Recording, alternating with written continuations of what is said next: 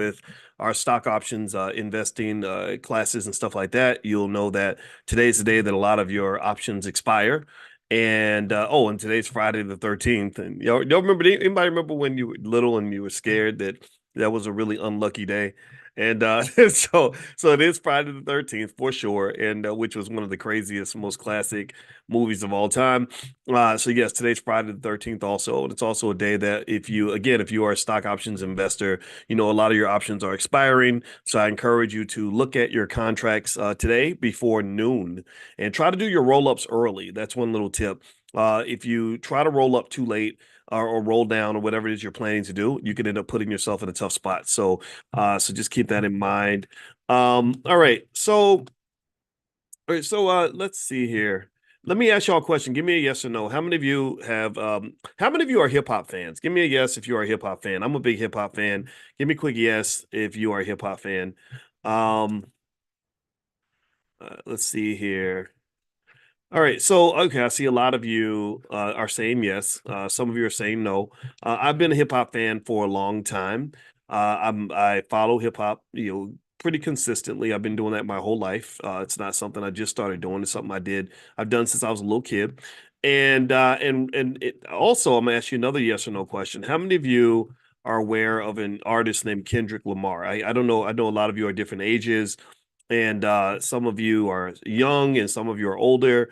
I personally think that cross-generational communication is beneficial for the Black community, because I think that young people should know what older people are thinking, because old people have wisdom, and older people need to know what young people are talking about, because that really affects the future of our community in terms of what they are taking in, what they're thinking about, what is influencing them.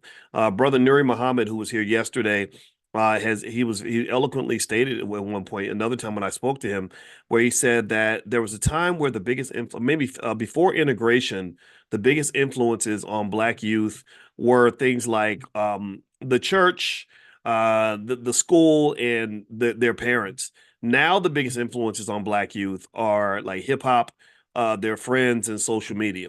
And that's really kind of scary in a way. And it does affect your economics, because it leads to like a lot of really bad choices that have massive consequences for not just money, but for things that matter more than money. And because number one, when you are a teenager, give me a yes if you agree. Most of your friends are stupid. Give me a yes. When you were 14, everybody raise your hand. Give me a yes. If when you were 14, if at least 70% of your friends gave you really terrible advice, that was me. Most of my friends were stupid. I had two friends. I'm not even gonna say their names because who knows? I guess a lot of people know my name now, and I don't want them to get offended. But I had two guys I used to hang out with, and both of these guys just made terrible decisions. And I looked up to these guys because they were the coolest kids in middle school. They were really cool in middle school, but the things that are cool in middle school are not always cool when you get to the real world. And last time I checked, one of them was a convicted felon as an adult.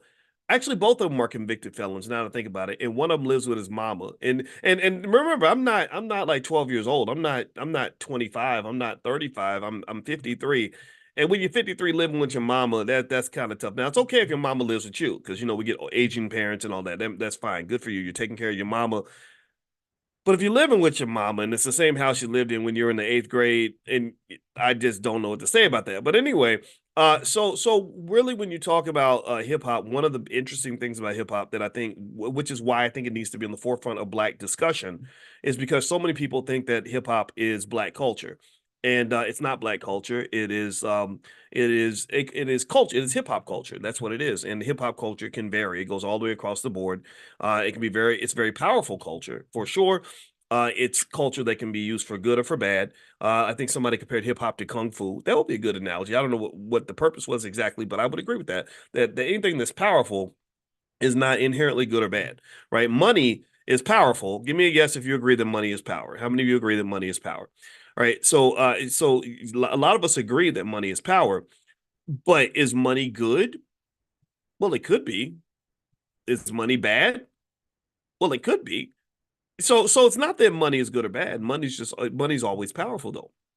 just like a car. I was explaining to our 20-year-old the other day, I was teaching him how to sell stock options, and he was really excited because I was like, this is the best way to make money out here. I mean, you can go get a job if you want to, but he a little bit on the, I'm not gonna say he's lazy, but we working on that work ethic. Now I was like, dude, if you don't want to go to work every day, you really don't have to. Just get you a capital base and you can make money off the capital base. Because in the work world, you are the capital base. You are the capital. You are the cash cow. You are the asset.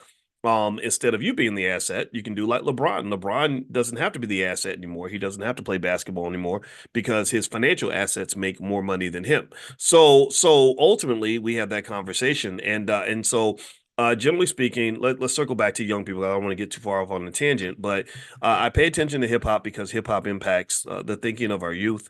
Our youth are a huge asset to the community. They are our $1 trillion commodity. That's what they are. Your children are an asset. We've talked about that in class on many occasions. Now, with that said, I wanted to actually talk about this interesting thing. Now, let me ask y'all one more question. How many of you are aware that there's a little bit of a controversy about the Super Bowl? How many of you heard Kendrick Lamar has been chosen? And if you're not following this, that's okay. I'll catch you up. Kendrick Lamar was selected to perform at the Super Bowl. Anybody hear about that? I guess his profile's grown a lot because he had this beef with another rapper, Drake, and now, Kendrick's the hottest thing out there, so they picked him for the Super Bowl, and this was offensive to a lot of people. Lil Wayne, in particular, in Cash Money Records, that's his label. They're right out of New Orleans. They kind of represent New Orleans in a lot of ways, but there's a lot of talented artists in New Orleans. So some see it as a little bit offensive that it's one thing if you have a West Coast artist perform at the Super Bowl when you're playing in Pasadena or something. It's another thing when you come to New Orleans, right, where they've already got talented artists down there and stuff like that. And why is this happening? Why is this a big deal to the people involved? Well, because the Super Bowl is a big money maker. The Super Bowl is if you are a hip hop artist or any kind of artist, the Super Bowl has a direct impact on your bank account. So to kind of help you understand how important this is from a financial standpoint, I grabbed some data to kind of help you realize what the Super Bowl does economically for an artist in terms of their career. First off, there is just this massive global exposure. The Super Bowl has about 100 million people that watch every year. The viewership in 2023 was about 113 million viewers. Rihanna's halftime show drew about 118.7 million viewers. I would argue that Rihanna being a billionaire today is connected to her performance at the Super Bowl because she was able to then monetize that exposure with her makeup line Fenty. I think that's what it's called. I don't wear makeup, so I don't know. My wife and girls would know for sure. I don't. You tell me if I get something wrong. If I get it wrong, just chalk it up to my ignorance.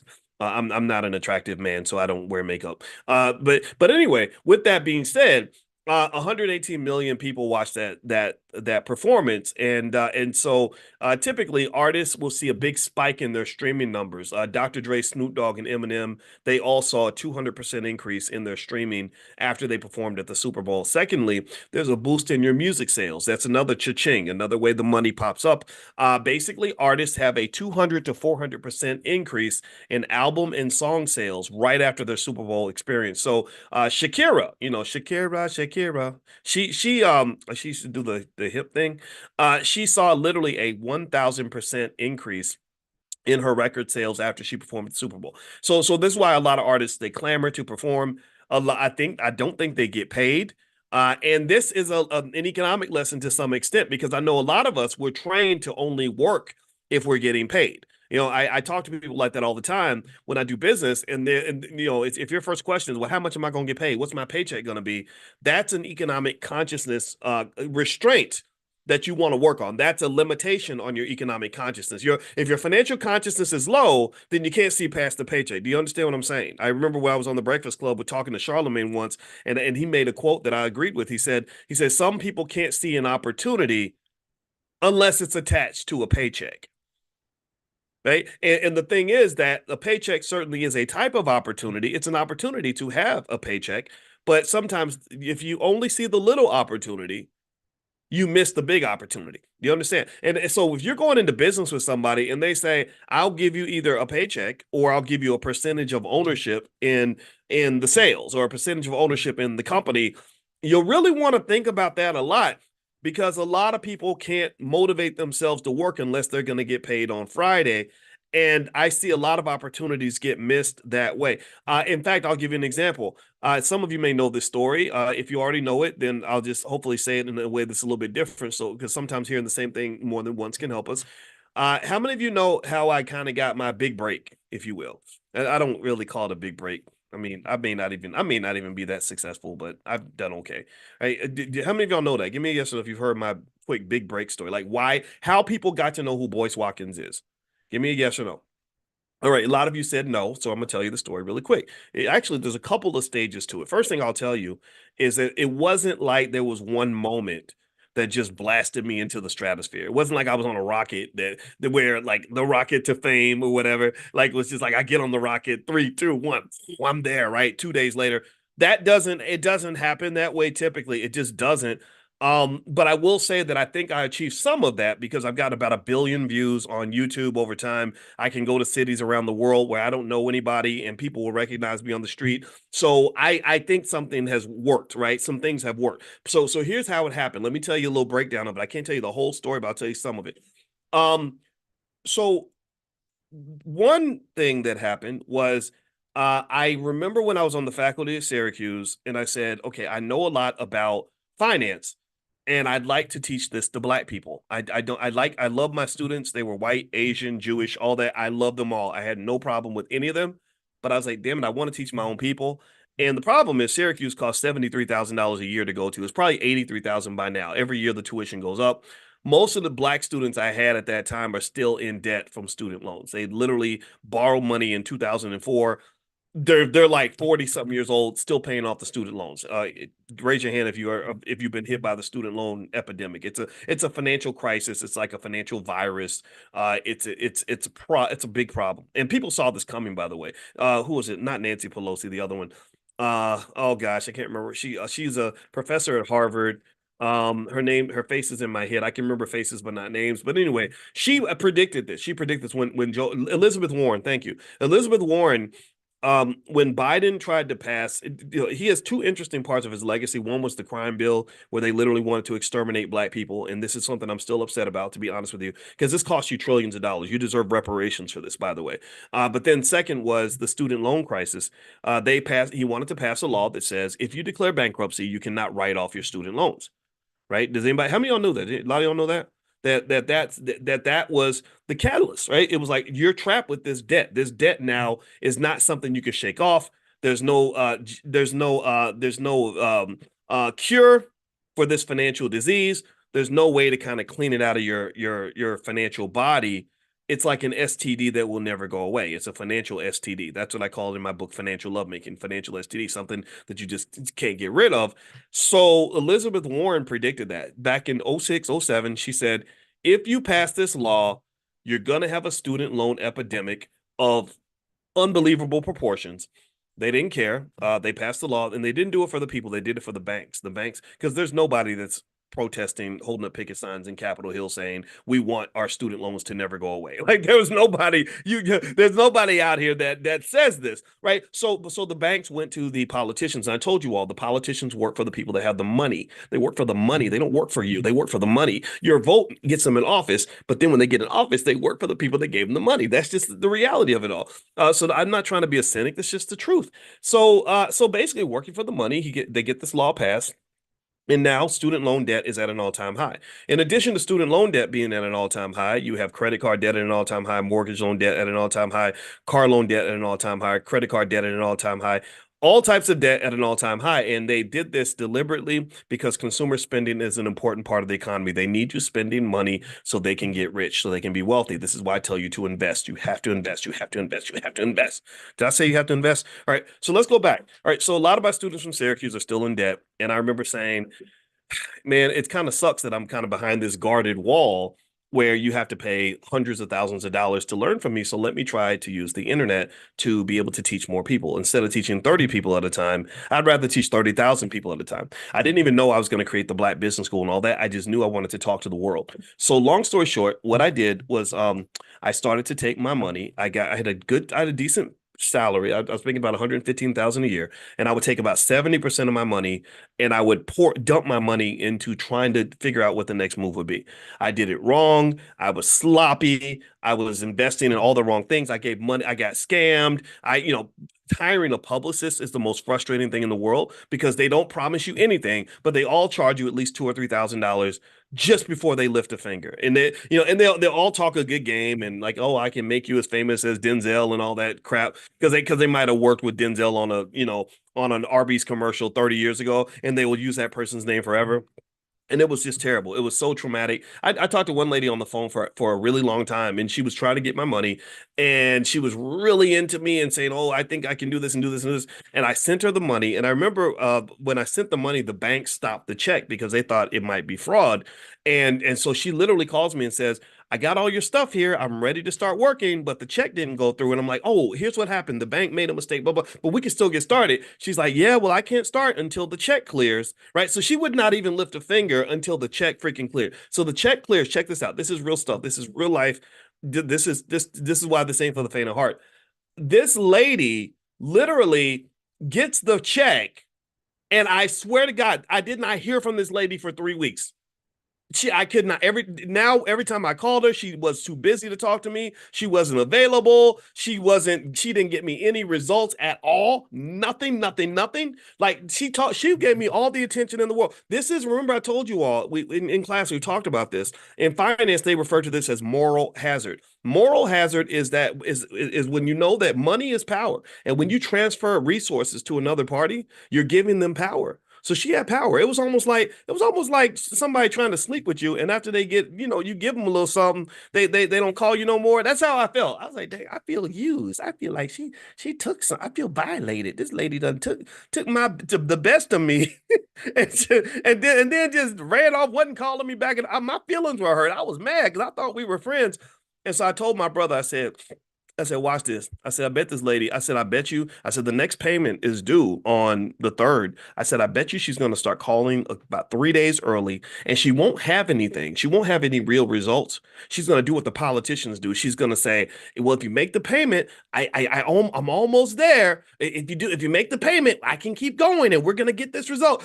So that's literally, and so that was my prediction. I said, she's not going to have anything real because it sounds like she's not very good at what she does, but she's going to have stuff that's like almost there, right? And lo and behold, that's what she did. She started calling me again, right? Because again, that's what happens. Your ladies, you know what I'm talking about. You know that guy that's been ghosting you, and then he realizes he wants something, so he calls back again, trying to see, hey, what you doing? Text you WYD or something like that. Well, that's what she did. And I remember I said, so I said to her, I said, yeah, you know what? She was like, I got these great opportunities. They're almost there. There's this place that wants you to come speak, and I'm almost done with the contract. And then there's this and this and this. And I said, okay, wow, you got all these speaking engagements for me. And she had like 3 or 4. She's like, yeah, they're gonna pay you $3,000 to speak and blah blah. And I was like, okay, that sounds really good. I said, but here's the thing, I cannot give you a guaranteed payment because I ran out of money.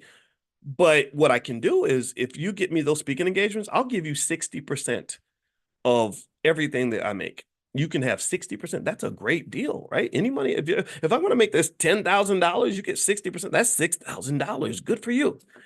And I never heard from her again, right? Because she was full of crap. But anyway, I had to go through this process where, financially speaking, I kissed a lot of freaking frogs before I got to the point where something actually worked. And what did actually work was, and there's so many financial lessons connected to this. Like, there's literally financial theories on this. There's another theory called the lemon theory that I would like to explain in connection to this, but I'm not going to do it because I get my ADHD kicks in. I end up sharing everything that's in my brain, and it sounds confusing. But I kid you not, it was a white girl, believe it or not, a young white girl. And she said, I read your book. The book was called What If George Bush Were a Black Man? She said, I'd like to represent you as your publicist. By the time I'm all jaded, I'm like, man, F y'all publicists, man. Y'all just out here taking people's money and stuff. I done lost thousands, And she said, no, I read your whole book and I really liked it. And I think I can represent you. And she said, I can make a deal with you. And I said, well, what's the deal? She said, I won't want any money up front. She said, but if I get you on national TV, you have to pay me $5,000. And I was like, okay, $5,000 is a lot. Remember, the publicists were asking for about $2,000. But I said, well, shit, I mean, if you can get me on national TV, yeah, I'll pay the 5,000. Because I didn't think she was going to be able to do it.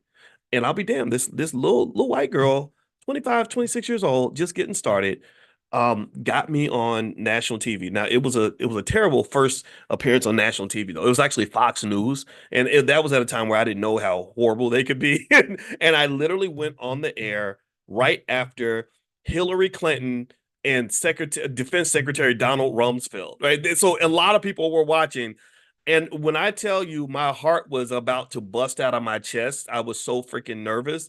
And Sean Hannity just it was Sean. I don't know if y'all well, you don't know Sean Hannity. I mean, he ate me up because I didn't know how vicious they were at the time. I'm thinking like, oh, it's a nice interview. We're just gonna talk. Psh, Fox don't play, right? Now I know. Now I've done that stuff hundreds of times, and it's not a big deal.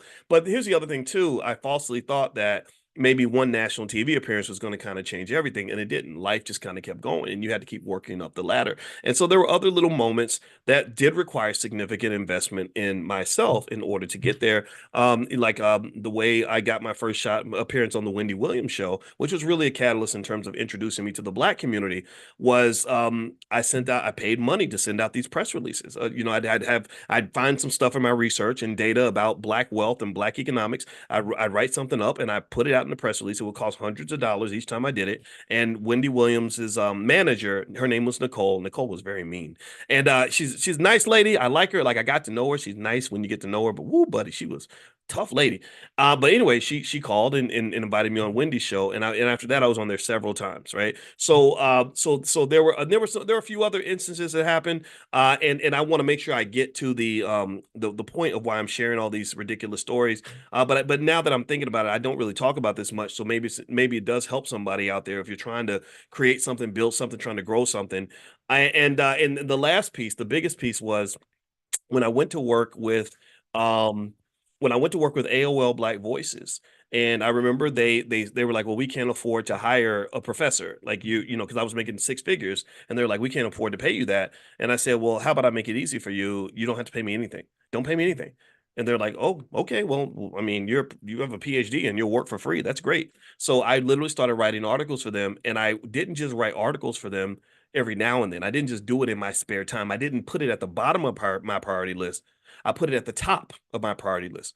Anything they needed, I was on it. I ain't gonna lie, I had people, I had some haters. When you're performing at the top of your game, you're gonna have some haters. Like I told, like I text my friend D1 after D kind of got shouted out on the Kendrick Lamar song recently, and he was talking about getting hate from even people in his own city. I said, good for you, you got haters now. I said, like Nipsey Hussle said, haters are a blessing.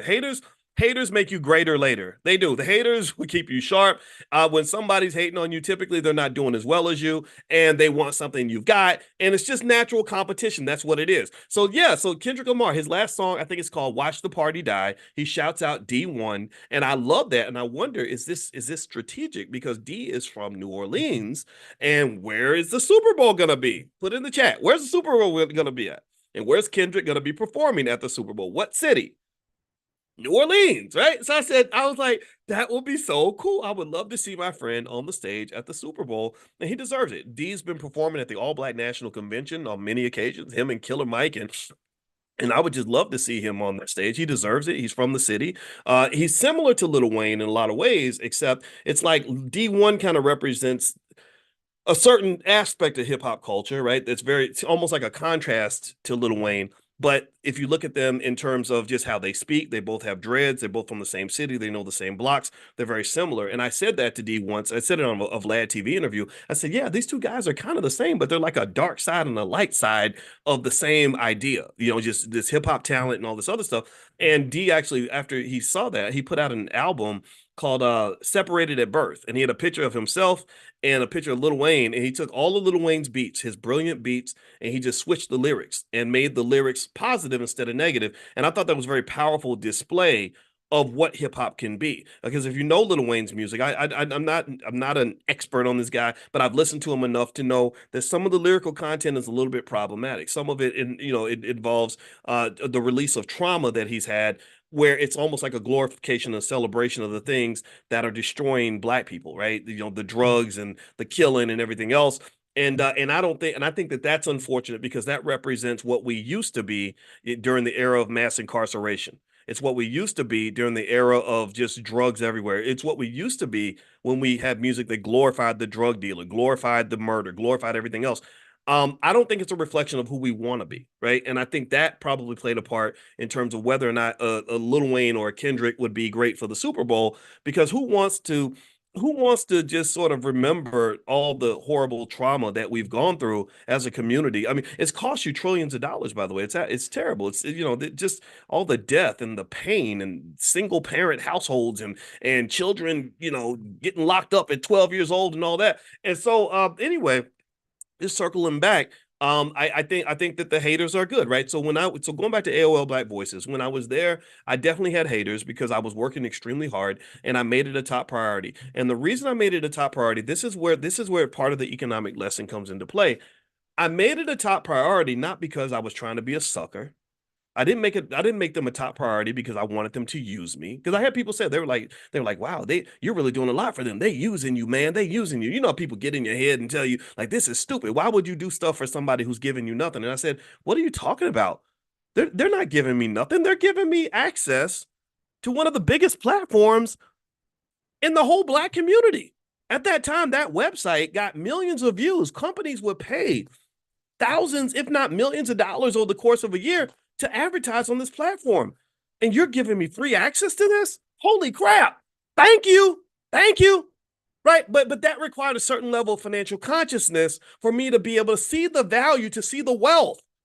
Because I know a whole lot of people where they could have got that same opportunity who would have said, well, y'all trying to play me because y'all won't even give me no paycheck. Y'all up here paying everybody else, but y'all ain't paying me. That ain't right. Right? No, that was not my approach. My approach is like, man, this is that really you gonna let me? So I just went in there and I wrote a ton of articles for them. Eventually, I negotiated for money and they gave me whatever I wanted because they saw I was serious and I was productive and I was good. And then also, just ironically, one of the other little catalysts it was a horribly tragic event, but it was a catalyst for me reaching a lot of people was the death of Steve McNair. Steve McNair, if you remember him, he played for the Tennessee Titans. He was one of the greatest quarterbacks in NFL history and just one of the greatest HBCU players of all time at Alcorn State. And Steve was tragically killed by a girlfriend, side chick, whatever you want to call it. And it was really messy. And it was interesting because I saw Steve that year in 2006. I actually saw him in a bar and I took a picture with him. I still have that picture. And so anyway, so Steve gets killed. So here's what happens. So it's Thanksgiving or not Thanksgiving, sorry, 4th of July weekend. I want to say night 2006, maybe 2007. And everybody was taking the weekend off. All the normal humans, all the normal people who were not nerds like me were, going to picnics and barbecues and hanging out with family and all this. I wasn't doing that. I was working. I was 100% dedicated to building and being the best I could be, period. So I did that every single day. So that whole weekend, I was the only one on the staff that was actually working and writing and doing stuff. And so here's what happened. So Steve McNair gets killed on Friday night, if I'm not mistaken. And the editor calls me, and her name was Abena, I think that was her name. And she calls me and she says, Dr. Boyce, I have an emergency. And I said, what is it? She said, well, Steve McNair just died and we got to cover this story. And there's nobody else available to write this article. And I was like, oh, I'll do it. Yeah, sure. No problem. So I wrote up something about it. And that article gets like a million reads, right? Because it's a big deal, right? And then here's the thing. The whole weekend, there's all these developments. So each time I'm coming in and I'm writing again and writing again and writing again and writing again. The whole weekend from literally Friday through Tuesday morning, because remember, Monday was a day off. I had the biggest website, one of the biggest websites in the entire Black community, all to myself, right? And so here's the thing. So each time when I would write my articles, I would say, I would put a little line at the bottom. I say, if you enjoy this content and you'd like to get Dr. Boyce articles emailed to you, just click this link, click here. So I started building this email list because I wanted to have distribution. I needed to have distribution. That's the difference between the artists that people hear about and the talented artists that nobody hears about is distribution. That's it. If you don't have distribution, it's very hard to have people even hear or see your work, right? And white people tend to control distribution. That's how they get in and take all of our wealth because hip hop and all this stuff, we have the talent, but we don't have the ability to distribute the content or the product to the world. Do you understand? If we had distribution and we have business minded people that were thinking about these things, then all the trillions that have been made in hip hop would belong to us. But white folks come along and they're like, oh, I got a record label. It's White Boy Records, and we really like your music, and we're gonna put out an album, and we're gonna take our big cut, and then we're gonna eventually cut you out of the deal because the distribution is where the power is. So I really said to myself, especially given the type of message I have, I said white people don't like me very much, and I understand because I think I'm a true threat to them because I'm smarter than they are. I know more about economics than they do, and I'm not, and I don't apologize for being black, and I know where the bodies are buried, and I have the receipts on this, on reparations and all this stuff, and I'm not going to stop. So of course you would hate me, of course you would block me, of course you would not distribute these ideas to the masses because that's going to undermine your ability to steal trillions of dollars from the black community. If you've got, just like when I used to write articles and I would just sort of directly, logically explain exactly why black athletes should be paid and exactly why you're a bastard for stealing all their wealth. The white coaches did not like it. They saw that as like a threat. But what's happened now? Well, now the athletes are getting paid because thank God people are starting to figure this out. But every time I would go on CNN, eventually I would get on more national TV shows, right? And eventually, like I was on when I would go on CNN and we'd have a debate, like, should college athletes get paid? Which to me wasn't a debate. I was like, well, that's like asking, should workers get compensated for their labor? Like that's a silly question, right? But they would always say the same thing. They'd say, well, Dr. Boyce, we asked for a representative from the NCAA to come and take the other side of the debate, and they declined. I said, of course they declined because you're defending bullshit. You're defending theft. You're defending racism. You're defending not just a type of economic oppression, but you're literally taking. It don't even make. You can't logically explain why this coach has a private jet and a yacht and a mansion, and his star basketball player's mother is living in the projects. You can't explain that. So why would you? So if I were you, I'd do exactly what you're doing. I run and hide. Just we're gonna keep making this money. We just hope that they don't make us answer no questions because you can't defend that nonsense. So anyway, that was the part of what drove my ability to kind of first start reaching people. A lot of you, in fact, give me a yes if you're on my email list. How many of you have ever been on my email list, text list, something like that? Some guy been connected to me somehow in that way. Like that's probably how you got here, right? A lot of you, right? Well, that's where it started. It started with that first 1,000 people, 2,000, 10,000, 25,000, 30,000, etc. And so long story short, here's the deal. This goes back to the Super Bowl. We were talking about the Super Bowl and why artists perform at the Super Bowl. Well, why they do it for free? Well, because you're getting access to distribution, you're getting access to a platform, right? This distribution of the Super Bowl, yeah, this 100 million people that come together, you got to understand there's a history of people that sacrifice to carve out this distribution channel called the NFL. A lot of these teams in the NFL that are now worth between 5 and 11 billion dollars each, the value is going to go up now that they're accepting private equity money. The NFL valuations are definitely going to skyrocket because now they're bringing in private equity money. These teams, your great grandparents could have bought any of these teams for like $500 or $600. Most of them, they could have bought the Chicago Bears for under $500. They could have bought the New York Giants for $300.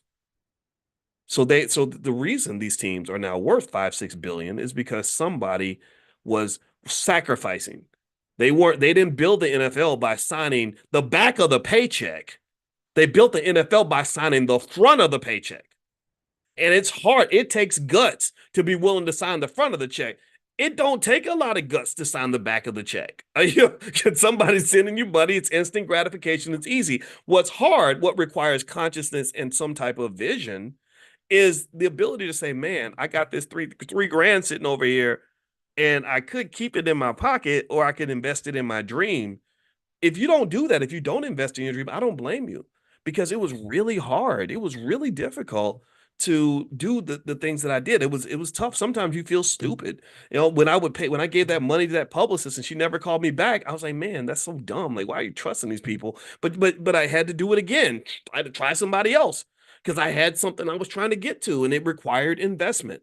So really, so let's circle back to the Super Bowl. The Super Bowl is not as risky of an investment now, though, right? Because the market's big and it's 100 million people. So a lot of artists will perform at the Super Bowl for free because it gives them access to important distribution that will help to build their long-term brand. So let me keep reading a little bit more in terms of stats. Shakira saw a 1,000% increase in her sales after the Super Bowl performance. J-Lo had a 335% increase in her music sales after her Super Bowl performance. I think she might have performed with Shakira. Also, and you get a lot of brand value endorsements, like Lady Gaga got a bunch of endorsements with major brands like Tiffany and stuff like that, and Versace and all that. If you're on tour, Beyonce announced her World Formation tour in 2016, right after she performed at the Super Bowl. And that tour went on to make about $250 million. She sold 2.2 million tickets. Lady Gaga saw a 1,000% increase in her ticket sales within 24 hours of performing at the Super Bowl. Also, it's just big for your legacy. After you perform at the Super Bowl, it's kind of like, you can say, I performed at the Super Bowl, and that just sort of makes you great. And Janet Jackson, Michael had probably, in my opinion, the most epic performance at the Super Bowl ever. In fact, the people from Living Color, I don't know if y'all know that story, but when the Wayans did their Super Bowl halftime show, I remember watching that, and millions of other people left the Super Bowl to go watch Living Color. And after that, that was when Michael Jackson performed because they were like, "You're not going to take our audience like that anymore." And so, long story short, performing at the Super Bowl is a big deal financially. There's a reason why artists are happy to do it. They are happy to do it for free. And what I would say to you, generally speaking, in terms of how it translates to you, is that, I would just tell you that if you want to build something, I encourage you to do things for free.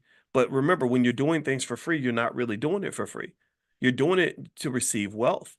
It's just a different kind of wealth. If I come in, I've done so many things. Like for example, I have respect for Tariq Nasheed. We've been friends for a long time. If Tariq Nasheed called and said, "Hey, Dr. Boyce, I'd like for you to host a weekly show on my platform, but I can't pay you any money," I would do it for free. I'd be like, "Okay, no problem."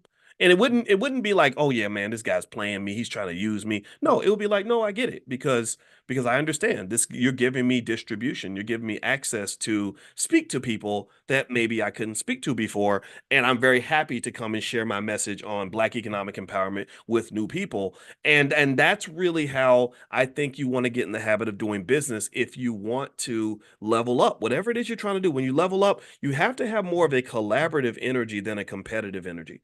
When you're overly competitive, what you're doing is you're taking somebody that could be a collaborator and you're making them an adversary, and it just doesn't typically work out. Like, one thing I wish Kendrick Lamar would do is I wish somebody had sat Kendrick down and just said, maybe if you collaborated with Drake, you don't have to agree with him, you don't have to like him, but maybe y'all found some way to kind of work together. It might even be something as stupid as like, we're gonna have a versus with each other, and I'm gonna play my music. He's gonna play his whack ass music, and because I don't like Drake's music. I ain't gonna lie. It sounds like a black McDonald's commercial to me. That's why I compare. It's like that would be something like da da da da da. I'm loving it, right, or whatever, right? Like, I think he could make a McDonald's commercial sound really cool. Whereas Kendrick, I listen to Kendrick, I'm like, wow, this is lyricism. He's a poet. He's really getting creative here. Drake is like the same freaking melody over and over again. It just drives me crazy. But then again, that's probably my generation. DMX hated Drake too. So a lot of people hate Drake. But then again, Drake is making money. So who am I to talk about this man? But I would say that I almost feel like that when you see the bigger picture, there's a collaborative energy. Like, if you remember, every time Mike Tyson would go in the ring to try to murder somebody, after the fight was over, he would give him a hug and say, "Good fight," whatever. And if it was a fight that drew a lot of attention, he would want a rematch. He'd say, "Yeah, we should fight again." Right? When Lennox Lewis beat him up, I mean, he beat Mike pretty bad, and Lennox, was talking crazy. Like, afterward, Lennox was like, "Well, I had to punish him. He was speaking loud like a child, so I had to punish him." I said, "Oh my God," he called Mike Tyson a little kid. But even then, Mike was still like, "Hey, I'd like to do a rematch because I really think that we would have a great fight together, and he's a great guy, and I enjoy going in the ring with him." Right? Well, that was all about the money. That was all about sort of seeing the bigger picture to say, You know what? I think they did. Did they have a rematch? Did he fight Lennox again? Or was it Holyfield he fought twice? Or did he fight both of them twice? I remember those fights happening. And it was kind of like Mike had kind of lost his whatever he had before he went to prison. And it just kind of makes me sad, honestly, because I sort of watched long documentaries about what happened there. And I don't believe Mike broke the law when it came to that to Desiree Washington. But then again, we can debate that. But I think what got me about that Desiree case, I'm gonna be honest, is that her ex-boyfriend literally said I was trying to call the court to tell them that she had falsely accused me also. I don't know if y'all heard that or not, but it was her ex-boy, it was a white guy. And he was like, yeah, he said she did the same thing to me. She accused me because she was so ashamed that she had slept with me. She didn't want to tell her father, who's very religious, so she lied and said, he assaulted me. Now again, that doesn't mean Mike Tyson never did anything wrong. I'm sure maybe he did at some point. He wasn't a perfect guy, but I didn't like that incarceration. And also, just like Muhammad Ali to some extent, it took away like the best of him. Ali still had something left. He had that fight with Foreman and did some amazing things. But it's like with Tyson, it was like you're waiting for the old, I don't know if anybody else remembers that. It was like you were watching, waiting for the old Mike Tyson to emerge. And I just didn't see him anymore. He kind of left in about 1993, 94. So anyway, with that being said, let's circle back around though to the economics of all this, right? So the message here, the lesson here, the financial consciousness lesson here, I don't want to make sure we get this so that we don't think I'm just, some guy rambling, which I am rambling, but hopefully I'm rambling about something that will help you. Is that the same way artists will perform at the Super Bowl for free because they see the long-term economic value, the person with an entrepreneurial or investment mind is going to do the same thing in their own life. Investing requires you to not necessarily receive something right now. You're giving something up today so you can have more later. That's called delayed gratification. Or another way to kind of look at it is it doesn't mean you are doing something for free. It means you're investing. You're giving up resources now, which might be time, money, or whatever, so that you can have more later. And people that tend to think that way tend to be the ones who are the most successful. There's a whole experiment at Stanford. Did anybody heard? How many of y'all have heard about the Stanford marshmallow experiment? Anybody heard about that? The Stanford marshmallow experiment was very powerful. It basically tested kids by offering them. It said, "Look, you can either have a marshmallow right now, or you can wait 15 minutes and get three marshmallows." And they left the kids in the room, so they had to sit and think about this choice. Like, dang, like what am I going to do? Am I going to eat it or what? Some kids were like, YOLO, and they just ate the marshmallow. But there were other kids who were like, gosh, I want to get the three marshmallows. That's the real win. I want three marshmallows. So the kids would sit there. They would do what children do. They would sit and sing to themselves and distract themselves, right? Look around, turn away, not look at the marshmallow. Whatever it took to sacrifice, whatever it took to take their brain off of the instant gratification, they did it, and they waited for the three marshmallows. And you know what they did? They followed these kids through life. They followed them for the next 30, 40 years. And they found that the kids that were able to delay gratification were more successful in every single measure of quality of life. They were happier, they were wealthier, they had more education, their marriages lasted longer, they were physically fit relative to the other kids. Every single thing you can imagine, right? So what is this saying? This is saying that those who can elevate their consciousness and focus on the future and factor in their future with their present are gonna have a much more prosperous, much more successful life.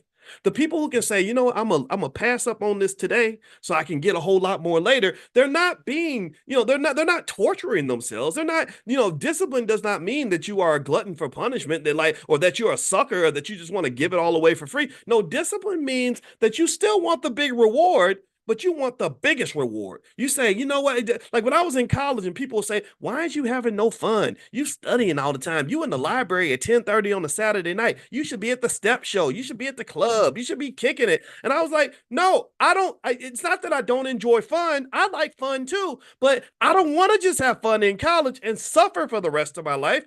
I want to suffer a little bit in college so I can have fun for the rest of my life. Because let me just tell you, when you got money, life is fun.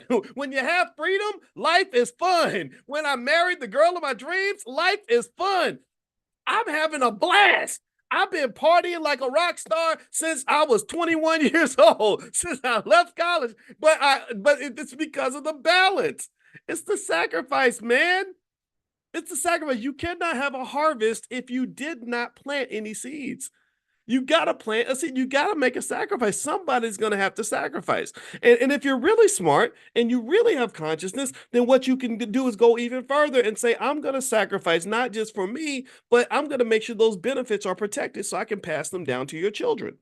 You, 'cause remember, you can't pass that job to your kids. There's no company that I know of that you can work for where your children get to legally inherit your job. They do not get to inherit your job. So I would say, what are you sacrificing for now that's going to give you long-term benefits that your children can inherit? Your children can inherit your real estate. Your children can inherit your stock. Your children also can inherit your values and your culture and your beliefs. That's going to make a big difference too. So don't think this is all just about money. But really, at the end of the day, anytime you see somebody doing well, just know somebody made a sacrifice. When I see the NFL doing well and they've got all these teams that are worth between $5 and $11 billion, the values are about to go up. I look at that and I say, I'm not just mad at them. I'm not really mad at the owners. I get it. Yeah, they're a bunch of racists and they run in a plantation and they don't let black people own nothing, but they did make a sacrifice. The Hallis, I think it's a Hallis family that owns the Chicago Bears. Oh, they've been owning the Bears since the beginning, and like any other logical family, they're not letting that go. They're not letting that go. They're like, why would we give away the golden goose if we are the ones who gave birth to the goose? We grew the goose. We invested in the goose. You wouldn't shoot no jumpers in the gym. You can't own none of this. This is ours. So I say the same way the Hallis family, I think it's Hallis family, maybe I got the name wrong. The same way the Hallis family protects their ownership of the Bears, you have to build and pour into something and then protect the ownership of the thing that you built and then allow your family to benefit in the same way. So that's my message. That's my thought for today. Overall, I'll say this too about this whole Super Bowl thing. Just sort of a side note. I kind of liked Kendrick Lamar being picked for the Super Bowl. Because I kind of feel like Lil Wayne and Cash Money, as amazing as they are, I just kind of feel like black people are just ready for a new era. And also, unfortunately, chickens come home to roost. And so there were years where they would ask Lil Wayne. I have no idea why they torture these poor rappers by asking them about political issues and some of them can astutely speak on politics, but some of them just they don't want to, right? So Lil Wayne, they're like, so what do you think about Black Lives Matter? He's like, Black Lives what? What is that?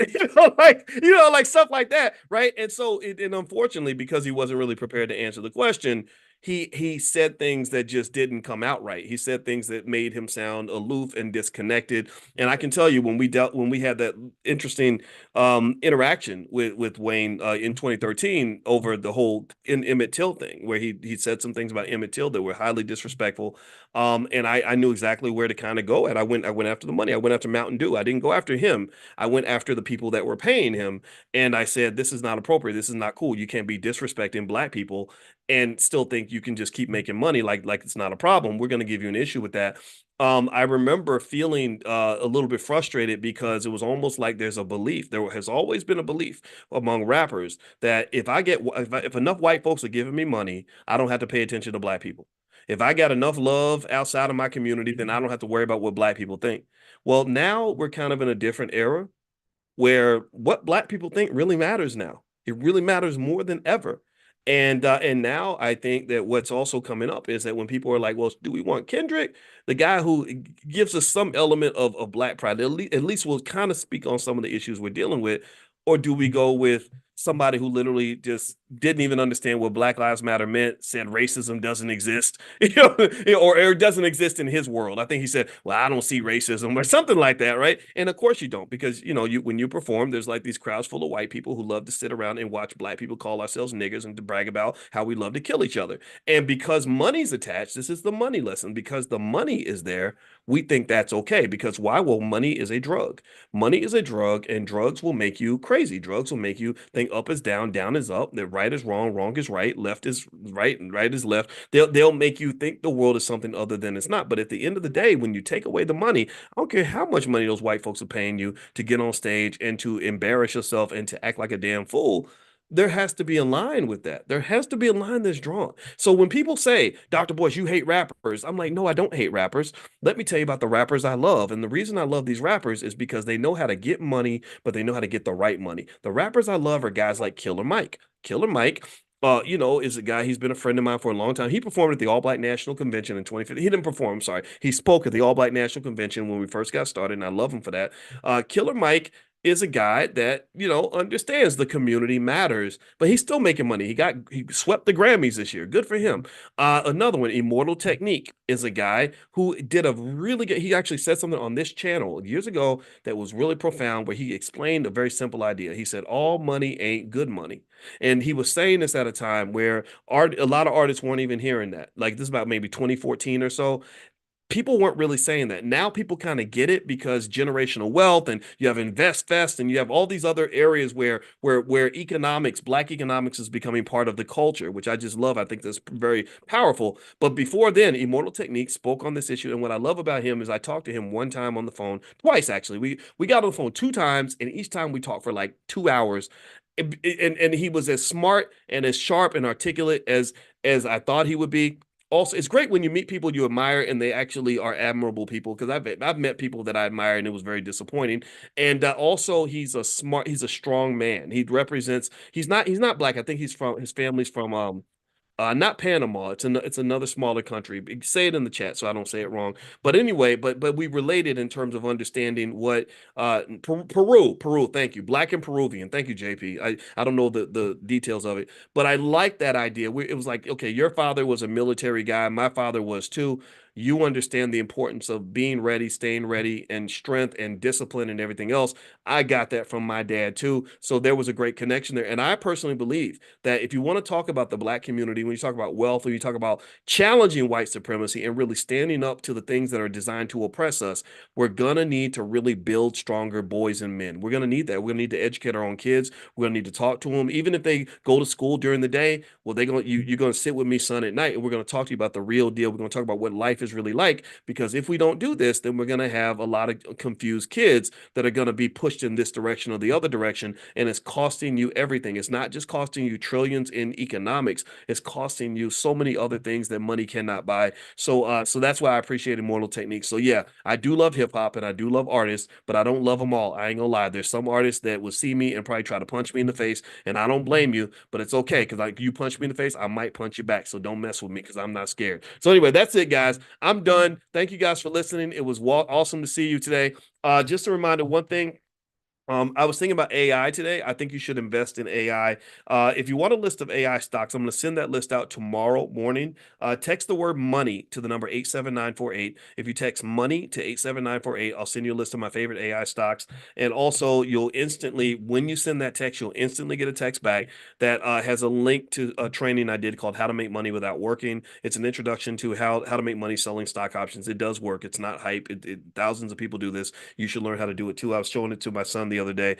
Secondly, don't forget the All Black National Convention is going to happen in Chicago, October 25th through the 27th. We've lined up all of our experts. We have so many that unfortunately, we have to turn people away now, because we have so many people that experts that wanted to chip in and come be a part of it. It's going to be in Chicago, Lombard, Illinois. If you'd like to join us at the convention and learn about everything from economics to therapy to what math and science and legal issues, estate planning, whatever it is you want to learn about, whatever types of people you want to connect with, that's what the convention's for. It's for learning, connecting, and we also have a lot of fun. So feel free to go to allblacknationalconvention.com. That's allblacknationalconvention.com. Now, if you want that number, some of you are asking me to repeat that number again, text the word money. So pull out your phone and type money in the little text box. And this is the number. The number is 87948. That's 87948. So somebody type that in, make sure other people can see it. And I'll send that list out tomorrow of the AI stocks. And